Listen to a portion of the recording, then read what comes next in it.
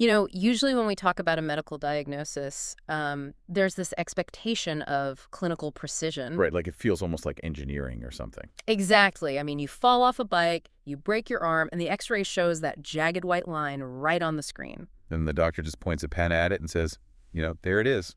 That's the problem. Right. It's just right there in front of you, clear as day. There's a really profound psychological comfort in that binary state. I mean, it's either broken or unbroken. It's a tumor or it's benign tissue. It gives you a clear path forward. Yes, because it gives human beings a clear, actionable path to a cure or, at the very least, a tangible enemy to fight. We instinctively crave visibility and categorization when things go wrong. But then you step into the world of human psychology, global geopolitics, and apocalyptic prophecy. Which is a huge leap. It's a massive leap, and suddenly that beautiful, clear X-ray machine is just completely shattered. You are looking at a diagnostic landscape that is entirely murky. Murky is probably an understatement. Yeah, definitely. Today, we have our hands on a document that requires us to throw the conventional diagnostic playbook right out the window. Completely out the window. It is an intensely dense, independently published text. It's dated December 12, 2025. And the title alone sets an incredibly heavy stage. Right. It's called The Dawn of the Antichrist, with a question mark. Like a question mark, yeah. It's written by a man named Joannes J.A. Wyckmans, and decoding this text is our mission for this deep dive. And it is going to be a heavy lift. It really is, because this isn't your standard dry political commentary. I mean, it reads like a modern-day book of Revelation colliding with a Tom Clancy geopolitical thriller. Oh, totally. All wrapped up in an agonizing, deeply personal, spiritual memoir. We're essentially charting the neural pathways of an author who is trying to metabolize a profoundly chaotic world. Like his brain is just trying to process everything all at once. Exactly. He is surveying the compounding traumas of the early 2020s, the sudden pandemics, the eruption of land wars in Europe, the visceral cultural decay. It's a lot for anyone to handle. It is. And he is synthesizing all of it through a highly personalized lens of spiritual warfare and hidden global agendas. And we should mention right up front, he claims to possess telepathic gifts. Right. He asserts that he prophesied the very global wars we've recently witnessed, and perhaps most disturbingly, he harbors this deep fear that he is being groomed by occult forces to become the Antichrist himself. Which is just a staggering concept to try and wrap your head around. It really is. And you, listening to this right now, you might be asking yourself, well, why should I spend my time on a speculative, independently published document from a guy claiming to have telepathic powers? It's a fair question. It is. Yeah. But the answer is actually crucial to understanding the decade we are living in. I agree completely. Because whether or not you buy into a single supernatural claim this author makes, his text perfectly captures the profound, suffocating anxieties of our time. The massive institutional distrust. Yes, and the desperate search for meaning that have completely defined the 2020s. He is holding up a very dark, very cracked mirror to the collective psychological state of the world right now. The utility of this text, it does not rely on taking its supernatural claims as objective reality. Right, we're not here to validate his telepathy. No, not at all. Its value lies in viewing it as a raw, unfiltered symptom of the zeitgeist. It is a masterclass in how a human mind attempts to process compounding, relentless global shocks. When the overarching narratives of society just completely break down. Exactly. When governments fumble, economies stagger, and physical safety is threatened, the human brain will frantically try to build a new narrative to explain the chaos. It needs a story to make sense of the fear. Right.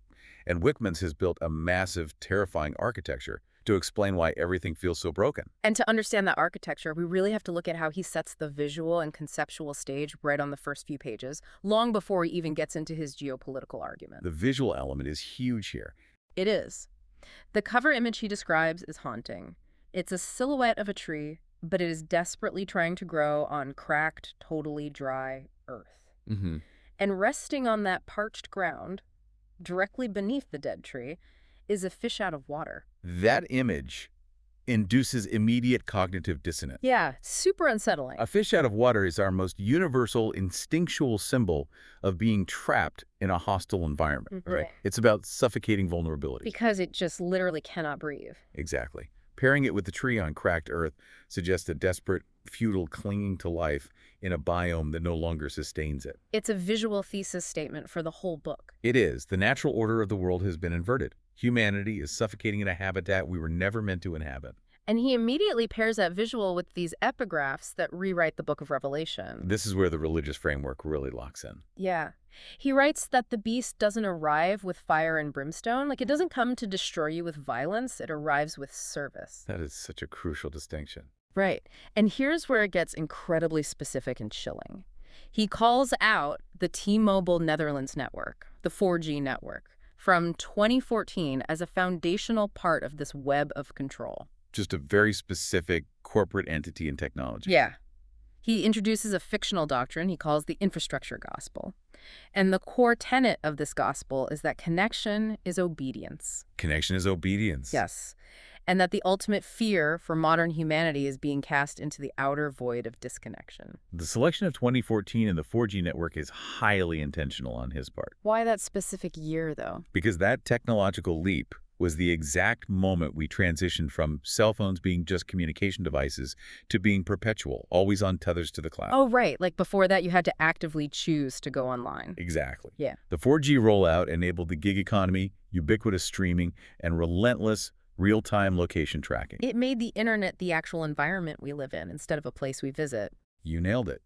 Wyckmans is taking the ancient apocalyptic imagery of the mark of the beast, where one cannot buy or sell without a physical brand, and updating it for our current reality. So the modern mark isn't a barcode stamped on your forehead. No, it is the invisible, inescapable infrastructure of our daily lives. In his view, the network itself is the beast. I mean, think about the last time you blindly clicked accept on an Apple or Google Terms of Service update. You don't even read it. Nobody reads it. You probably didn't think twice because you literally just wanted to open your navigation app or check your bank balance. You're just trying to get on with your day. Right. It's like he's rebranding the mark of the beast as our smartphone addiction. You don't need a physical brand if you literally cannot buy groceries, board a plane, or speak to your family without agreeing to a constantly updating contract of surveillance. It's convenience acting as a biological trap. Yes, you voluntarily carry the tracker in your pocket because it gives you driving directions. He is tapping into a really pervasive modern terror here. It's the realization that we have built a society where basic civic participation requires absolute submission to centralized digital networks. You literally can't opt out anymore. Right. If you are disconnected, you are functionally excised from society. You become a ghost. So when he declares connection is obedience, he is highlighting the tragedy that we have enthusiastically surrendered our autonomy. And we did it for the sake of optimization. Exactly. We are that fish on the cover. We are suffocating in a digital environment that we've been conditioned to believe is our natural, evolved home. Which raises this massive speculation, right? Like, what happens when convenience becomes mandatory? That's the terrifying logical conclusion. The text warns that people will unknowingly bow to a new lord simply to keep their lives frictionless. He describes the beast as being clothed in convenience, promising to ease every single burden with just a tap on a screen. So we trade our foundational freedoms for the ability to have a meal delivered in 20 minutes. Or an argument settled by a search engine. We just hand over the keys to our autonomy.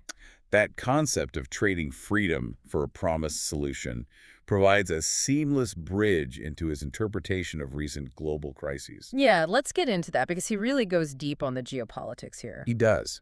Wyckmans does not view the pandemic or the subsequent wars as tragic accidents or biological flukes. Not at all. In his framework, these are highly deliberate mechanisms of control.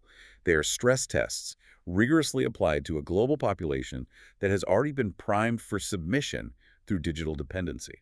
He positions himself as the sort of prophet of pandemics. The document claims that back in 2017, he predicted a virus would emerge at the turn of the decade. And that a massive war would quickly follow on its heels. Right. Then, at the end of 2019, COVID-19 hits, and his sociological breakdown of the pandemic is just, it's a gut punch. It's very bleak. Very bleak. He uses this visceral metaphor, saying if a dog is scared, it stays with its master. It is a dark, cynical, but honestly historically potent observation on human psychology during moments of acute crisis. Fear makes us compliant. Exactly. He argues the pandemic was utilized to force a frightened populace to willingly accept draconian controls. When human beings are terrified of an invisible, ubiquitous threat like a virus, they regress to a state of absolute dependency. We just want someone to tell us it's going to be okay. Right. They will cling to whatever authority figure promises them safety, perfectly mirroring the behavior of a panicked animal. So in his view, the lockdowns, the emergency mandates, the sudden restrictions on movement, all of it was a grand conditioning exercise to see how quickly the population would heal. That is his exact argument. I do have to pause and push back on the supernatural framing here, though. Sure. He claims to have telepathic gifts that allowed him to see this coming, but couldn't we look at this and say, okay, you're not a prophet. You're just a highly observant consumer of geopolitical news who saw the writing on the wall in 2017. That's the most rational interpretation. Right. I mean, epidemiologists had been screaming about the inevitability of a novel coronavirus for decades, and the tensions in Eastern Europe weren't exactly a well-kept secret. The tension between genuine prophecy and just hypervigilant pattern recognition is really central to analyzing this text. Because a lot of people saw these things coming. From a purely empirical standpoint, experts in infectious diseases and international relations had mapped out these exact scenarios. So he didn't need telepathy for that. No, but Wyckmans synthesizes these disparate events through his rigid apocalyptic worldview. He refuses to see them as isolated failures of globalization. Right. They have to be connected for his theory to work. Exactly. What warrants deep analysis is how the text explicitly links the pandemic and the Ukraine war, which exploded on February 24, 2022, as a deliberate, calculated 1-2 punch. A 1-2 punch. He argues that this sequence was intentionally designed to fundamentally destabilize the Western order. It's a staggering claim of coordination. It really is. You lock everyone in their homes, you shatter the global supply chains, you terrify the populace with a virus, and then right as people are finally gasping for air and trying to rebuild their lives, you launch the largest conventional war on European soil since 1945. In his narrative architecture, this sequence of trauma creates the exact geopolitical vacuum required for a new global power structure to rise. It clears the board. Exactly. He points to his earlier 2017 writings, claiming he warned, quote, "We cannot have the war because Russia will work together with Iran, North Korea, and China." And then look what happens. Right. The text observes that by the mid-2020s, this is exactly the coalition that materialized. He gives it an acronym. He calls it the CRINK Alliance, C-R-I-N-K. China, Russia, Iran, North Korea. It's a very catchy acronym for an axis of upheaval. It is. The document actually includes a map highlighting these specific nations, defining them as this unified anti-Western bloc. And he sees this bloc forming as a direct biological response to the fallout of these compounded crises. The war essentially pushed these autocracies, which historically have their own deep frictions, into a unified front against a weakened West. It is a remarkably coherent geopolitical synthesis, entirely independent of the telepathic claims attached to it. That's the fascinating part. His geopolitical analysis is incredibly sharp. It is. He is identifying the rapid shift from a unipolar world dominated unequivocally by American hegemony to a multipolar reality where this CRINK alliance actively and aggressively challenges Western power structures. China brings massive economic and manufacturing leverage. Right. Russia brings energy and raw military aggression. Iran destabilizes the Middle East. And North Korea acts as a rogue nuclear deterrent, tying up resources in the Pacific. That's a formidable bloc. It really is. But Wyckmans' true insight isn't just looking outward at this external threat. He pivots hard, arguing that the West is uniquely, fatally vulnerable to this axis solely because of its own internal decay. And this is where the text gets really uncomfortably close to home. The idea that an external fortress like CRINK is only half the equation is fascinating. Because you can't just look at the enemy outside. Exactly. You can build the most advanced military on Earth, but Wyckmans argues you cannot survive a sustained global conflict if your own society is completely falling apart from the inside out. The rot within. The rot within. He turns his focus to the United States and Europe, and his critique strips away all the usual political talking points to focus on raw physical reality. He connects the macro-level geopolitical struggles directly to the micro-level metabolic health of the citizenry. Which is such a unique angle. It is. When analyzing the United States, he notes with a dark irony that Americans are looking for McDonald's before they go to war. That quote is just... Right. He bluntly states the USA cannot go to war. And his reasoning isn't about funding or weapons, it's because the people are physically too sick. Exactly.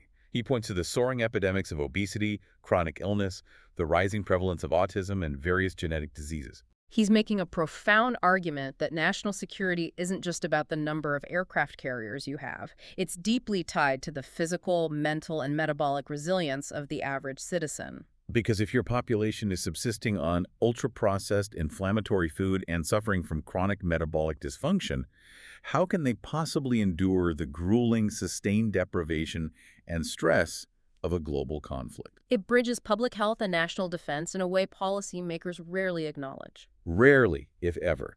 A chronically ill population cannot maintain the industrial base required for a war economy, nor can it supply fit recruits for a draft. The military is actually dealing with that recruitment crisis right now. They absolutely are. And he applies a similar devastating lens of internal decay to Europe. Yeah, he doesn't let Europe off the hook either. Not at all. He notes that the compounding shocks of the war and the pandemic left Europe economically frayed and politically fractured. He describes the euro as teetering on the edge of collapse. Yes. And he pairs this economic vulnerability with a dark historical warning from his 2017 notes, stating, and I'm quoting here, "If you turn Europe to shit, the euro will fail." And you don't want Hitler to come back, do you? That specific line, "You don't want Hitler to come back, do you?" It forces you to just stop reading. It's incredibly jarring. It's a slap in the face. But he's forcing the reader to confront historical precedent, isn't he? He is demanding we recognize the cyclical nature of history. Economic ruin, hyperinflation, and deep, pervasive societal fear form the exact petri dish in which totalitarianism breeds. Like Germany in the 1920s. Precisely. The collapse of the Weimar Republic's economy in the 1920s, where money became worthless and the social contract evaporated, paved the direct road for the Third Reich. So Wyckmans is pleading for the West to repair its own foundations before posturing on the global stage. He is warning that if the currency fails and the populace is left sick, terrified, and desperate for order, the monsters we thought were safely locked in history books will climb right back out. Because authoritarianism always offers a warm, structured embrace to a starving society. Exactly. It promises to fix the chaos. And when a society is that sick, and when traditional institutions fail so spectacularly to protect the people, human nature dictates that we start searching for the hidden hands pulling the strings. We need someone to blame. We despise chaos so much that we would rather believe an evil cabal is in charge than accept that nobody is at the wheel. It's actually less scary to think someone is controlling everything. Right. So Wyckmans dives incredibly deep into the conspiratorial zeitgeist of the 2020s. But here is where the document takes a wild, subjective turn. He claims to be one of those hidden hands himself. This represents a massive shift in the text. We move from astute geopolitical observation into a highly complex, subjective psychological space. It gets really intense here. It does. The author begins to insert his own persona directly into the historical narrative. He makes the astonishing claim that he personally ignited a specific political conflict in the Netherlands, referring to the Halbe Zylstra country house story as a deliberate decoy operation. He frames this as the Russia hoax. And we should clarify, he's talking about a localized Dutch political scandal involving a politician lying about a meeting at Vladimir Putin's country house. Right, it was a big deal in the Netherlands. But Wyckmans claims this lie had massive collateral damage, bleeding into the broader American political narrative surrounding Donald Trump and Russia. And he claims this wasn't an accident. No, he states it was a desperate act of diplomacy by deception. Which is such a strange phrase. It is. He claims he used his telepathic gifts to analyze the trajectory of reality, saw an apocalyptic war coming, and sparked this controversy with the explicit goal of forcing Trump and Putin into a dialogue. He believed that if he could just manipulate the West and East into talking, he could avert Armageddon. It is a breathtaking display of an individual attempting to reclaim ultimate agency. That's the perfect word for it. Agency. Because the author perceives a world spiraling out of control toward total annihilation. The anxiety of that is unbearable. So his mind constructs a narrative where he is the secret architect of peace. He's orchestrating international scandals to maneuver world leaders like chess pieces on a board only he can see.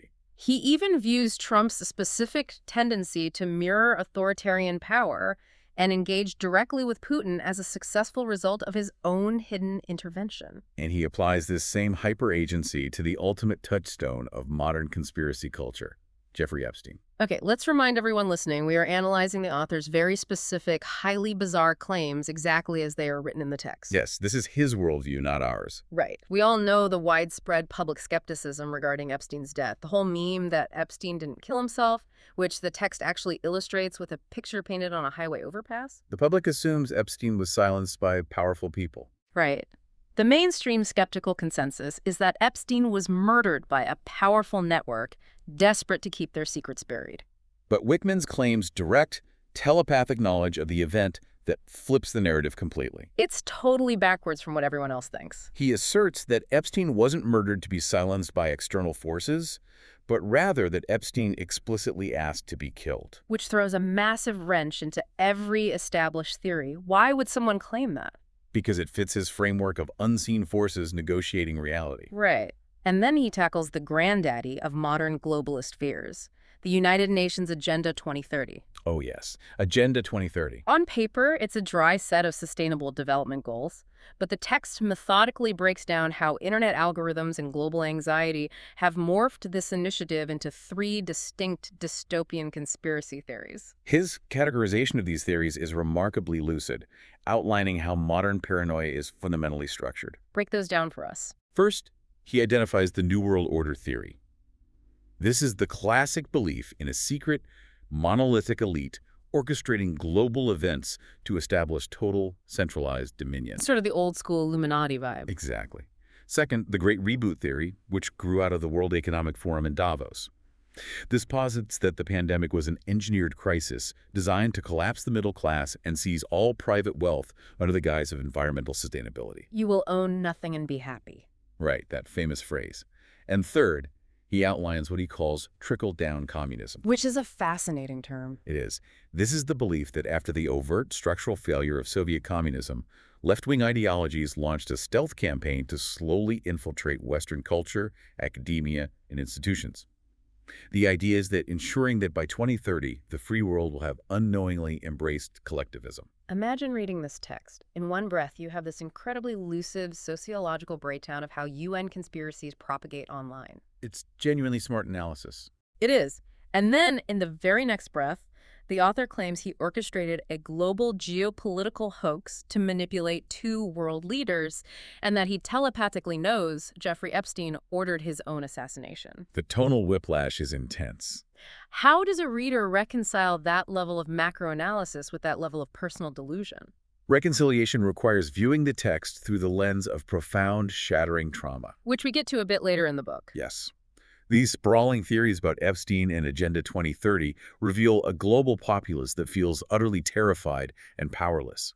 Millions of people feel that elites are leveraging the genuine chaos of the pandemic and warfare to reset society against their will. People feel like they're just pawns. Exactly. Wyckmans is acting as a lightning rod, channeling that immense collective terror. However, his personal psychological coping mechanism for all this ambient anxiety is to place himself at the absolute center of the geopolitical chessboard. So if he's controlling it, it's not out of control. You've got it. Yeah. It is a desperate method of reclaiming agency in a world where the average person feels they're mere collateral damage. Reclaiming agency. That is the absolute key to unlocking this document, because when we finally look directly at the man behind these theories, the mask drops. The geopolitical veneer falls away. We realize that all these global conspiracies, all this geopolitical maneuvering is actually an external projection of his own deeply troubled, agonizing, internal spiritual battle. He is not a detached academic observer. No. He is a man in active, relentless torment. The prologue of the text contains a disclaimer that strips away all the geopolitical posturing. It is incredibly raw. He reveals a profound foundational childhood trauma. He's very difficult to read. It is. He states that as a child, he was raped in a mental ward, an act he notes was against the law of both the state and the church. Which highlights his feeling of betrayal by institutional authority. Exactly. He also details surviving a lethal asthma attack at the age of 2, an event he believes required divine intervention to survive. When a human being experiences that level of trauma, especially in an institution meant to heal them, it completely shatters their foundational trust in the world, in authority, in the concept of safety itself. The ground just falls out from under you. Yes, the world is permanently rendered as a hostile, predatory space. And from that shattered foundation, he describes an ongoing daily occult torment, He claims he is being forced from the underworld. manipulated by unseen, malevolent hands. And he makes this heartbreakingly explicit statement. He says, quote, "I think that I am the Antichrist. I don't want it. I'm not doing this on purpose." It is a devastating, tragic admission. It really is. He describes suffering from a, quote, detrimental procrastination of processes that make up the human mind. He is weaponizing his own immense trauma, attempting to forge it into a shield, but he feels utterly out of control of the process. He believes he is caught, paralyzed between the paradigms of existence, forced to cry hate while substituting the prognosis of circumvention. Which is such dense, fragmented language. It is the fragmented language of a mind collapsing under immense, crushing pressure. It reminds me of a tragic, nightmarish inversion of the classic chosen one trope we see in almost every fantasy movie. Oh, that's a brilliant way to put it. Because usually the protagonist discovers they have secret powers to save the world, right? And their journey is about accepting that noble destiny. Harry Potter, Luke Skywalker, all of them. Exactly. But Wyckmans believes he possesses these extraordinary powers, but he feels he is being actively groomed by evil, occult forces to be the ultimate villain. He is the dark chosen one.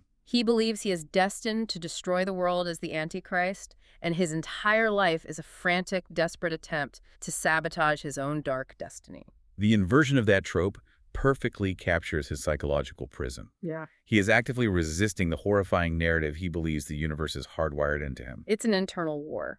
And this internal war leads to perhaps his most staggering, historically audacious claim, which involves the September 11 attacks. Oh boy. Yeah, we have to talk about this part. He writes that during the events of 9/11, he was telepathically talking to spirits, and that he directly influenced the passengers of United Flight 93. It's a huge claim to make. It's massive. Yeah. He claims he urged them to fight back against the hijackers, causing the plane to crash in a Pennsylvania field before it could reach its target in Washington, D.C. He inserts himself into one of the most heroic moments of modern history. And he claims he was initially forced to participate in the events of 9/11 by these dark forces, but he eventually marshaled his strength to try and stop them. Analyzing this claim requires unpacking a really dense intersection of psychology and theology. Well, because it's so sensitive. It is. He is taking one of the most culturally significant, universally traumatizing events of modern history and placing his own internal spiritual struggle at its absolute epicenter. Why would someone do that? This is actually a common manifestation in hyper-empathic minds that have broken under severe abuse. Having suffered horrific victimization as a child, he developed a defense mechanism where he feels intensely responsible for all the pain in the world. Like it's his fault somehow. Yes. Whether viewed as a delusion born of trauma or an unverifiable spiritual experience, it highlights the profound tragedy of his daily reality. He sees himself as a literal battleground where the forces of heaven and hell are fighting for the fate of humanity, and the collateral damage is his own sanity. And crucially, this spiritual battle isn't contained within his own head or limited to some unseen telepathic realm. No, it bleeds out into everything. He sees this cosmic war manifesting in real time in the physical world, specifically through the cultural and political figures of our era. This transitions us into how the document views the modern culture war turning lethal. He identifies a profound existential crisis among the modern youth. He spends a lot of time on this. He does. He describes a generation that has been entirely unmoored from history and tradition, completely lacking moral foundations. He utilizes the metaphor that they are naked. Naked. Yes. They are stripped of cultural protection, wandering through a chaotic, relativistic landscape where nothing is true and everything is permitted. He writes, quote, "There are people who are like naked. They don't know what they do." It's a striking image of absolute vulnerability. It is. And because the traditional institutions have failed them, because the youth are shivering naked in the storm, the author starts desperately looking for truth-tellers to clothe them. And the figures he chooses are very telling. They are. He places his hope in deeply anti-establishment, often highly polarizing figures. The text mentions Donald Trump, viewing him purely as a necessary blunt instrument to challenge globalism. Right, a disruptor. He points to figures like Robert F. Kennedy Jr. and Tulsi Gabbard, viewing them as rare flickers of honesty in a completely corrupt political landscape. He also devotes specific attention to Dr. Jordan B. Peterson, the Canadian psychologist. Yeah, that part was fascinating. Wyckmans views Peterson as a vital, stabilizing figure, acting like a dad for this disaffected, naked youth. He sees Peterson as someone desperately trying to reinstall order, meaning, and personal responsibility into a generation that has been systematically deprived of all three. Although, in classic Wyckmans fashion, he includes this incredibly bizarre detail where he claims to have telepathically advised Peterson to strictly adhere to his all-meat diet. Yes, the lion diet. Right. He warns him that if he deviates, he won't live long. It's this incredibly jarring mix of grand cultural sociological analysis and highly specific, unsolicited dietary prophecy. The dietary advice, bizarre as it seems, underscores his absolute belief that he must actively intervene to keep these perceived truth-tellers alive. He's trying to protect them. Exactly. He believes the forces arrayed against them are not just politically opposed, but literally spiritually lethal. Which brings up the most intense part of this section. And this escalating paranoia brings us to the event the text uses to illustrate just how high the stakes of this culture war have become: the assassination of Charlie Kirk. This is a critical pivot in the document, and I want to be entirely clear with you, the listener, that we are analyzing this event strictly as it is presented within the framework of Wyckmans' text. We are purely exploring his worldview here. Absolutely. The document recounts the murder of conservative activist Charlie Kirk on September 10, 2025, on a university campus in Utah. Kirk, who was 31, was a high-profile, often controversial figure known for rallying against left-wing ideology on college campuses. The inclusion of this event is vital for understanding how the author processes political violence. How does he interpret it? In his text, this assassination is not presented merely as the tragic, isolated act of a lone extremist, which is how the document notes the mainstream media portrayed it. Wyckmans frames this murder as the moment the metaphorical culture war crossed the Rubicon into literal kinetic warfare. The moment words turned into bullets. Yes. He views it as a cosmic battle of good versus evil, manifesting directly in the physical world. The author uses this horrific event to argue that the political left has gone too far, asserting that in this new paradigm, political opponents are no longer merely viewed as incorrect or misguided. They are viewed as fundamentally evil entities that must be physically eradicated. To Wyckmans, Kirk's death is tangible proof that demonic forces are actively, violently trying to silence truth. For Wyckmans, concepts like truth and freedom are not merely abstract political ideals. They are sacred, deeply interconnected spiritual imperatives. They are everything to him. He views the loss of truth to coordinated propaganda and the loss of freedom to censorship and physical violence as the ultimate unforgivable subjugation of the human soul. So when figures he identifies as truth-tellers are assassinated, he perceives society being violently forced into bondage. The culture war playing out on the news is, in his eyes, merely the surface-level manifestation of the brutal spiritual war he's been fighting within himself his entire life. Yeah. So if we gather all these massive threads he has thrown at us, And there are so many of them. we have the macro geopolitics of the Krukel reliance, building an external fortress. We have the internal rot, the metabolic decay, and the historical warnings of Weimar Europe. We have the wild conspiracies of diplomatic hoaxes and Epstein's death. We have his agonizing personal spiritual trauma, and a culture war that has literally turned lethal on American college campuses. It's a lot to hold in your head at once. It is. When we bring all of this together into one cohesive picture, what is the ultimate conclusion?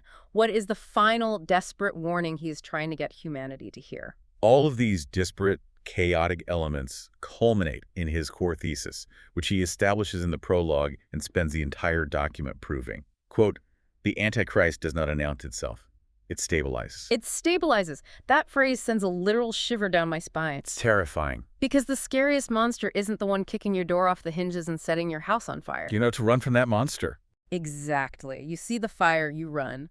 The scariest monster is the one who shows up the morning after the fire wearing a tailored suit, offering to rebuild your house for free on the one condition that you hand over the deed and agree to never ever leave the property. That is the precise architecture of the dictatorship of deception the text warns about. The dictatorship of deception. Wyckmans envisions a totalitarian system that does not conquer through overt military force, but comes softly, leveraging the profound exhaustion of the public. Because we are so tired. Exactly. After the terrifying biological shocks of COVID-19, the tripling economic devastation, the looming threat of the Crises alliance, and domestic political assassinations, humanity is deeply traumatized. We are universally craving order. We are desperate for a return to normal, The text warns that a false savior will arrive, promising to build back better and broker global peace, while quietly, algorithmically demanding total obedience through that inescapable infrastructure gospel we talked about earlier. He frames it as an ultimate binary choice for the future of humanity.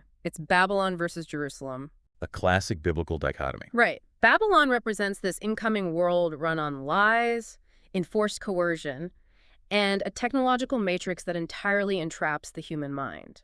It is the system where your connection is your obedience. Jerusalem, conversely, represents a painfully difficult return to actual, unvarnished truth and fundamental freedom, unmediated by these deceptive, comforting systems. The reason this document resonates so deeply, despite its bizarre eccentricities and supernatural claims, is because it asks a terrifyingly relevant question of the modern citizen. Which is? What foundational freedoms will we gratefully surrender just to have the illusion of a peaceful morning? Wow. When the fatigue of constant compounding crises becomes too heavy to bear, will we willingly walk into the cage so long as the cage is temperature controlled and well lit? That is the real question, isn't it? It's the only question that matters. The author describes himself throughout the text as this extremely reluctant oracle. He writes, quote, "Sometimes I predict, and I am usually dormant. But if things go to shit, I start to do things." He feels he has done his part. He has sounded the alarm from the bleeding fringes of society, and now the burden of action is entirely on the listener. He has delivered his prophecy of a false dawn.